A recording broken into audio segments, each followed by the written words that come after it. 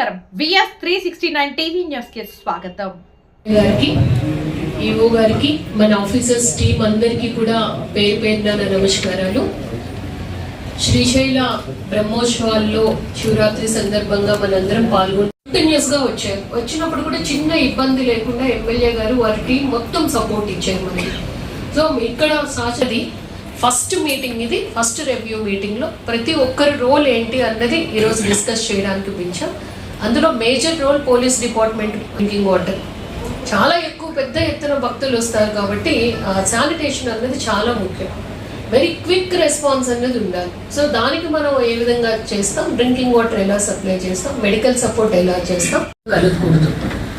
అలాగే వారు వస్తున్నది దైవ దర్శనానికి కాబట్టి దర్శనం కూడా అంతే చక్కగా చాలా ప్లెజెంట్గా వాళ్ళు ఫీల్ అయ్యి తిరిగి వెళ్ళేటట్టు ఏర్పాట్లు చేయాలి.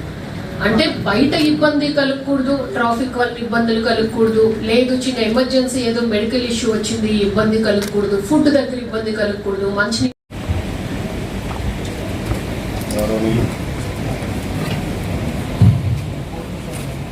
గౌరవనీయులు జిల్లా కలెక్టర్ గారికి, ఈఓ గారికి, అడిషనల్ ఎస్పీ గారికి, వారి ప్రతినిధులుగా, అదేవిధంగా జిల్లాధికారి కార్యనిర్వహణాధికారిగా ఓం నమ శివాయ, శ్రీ మాత్రే నమః.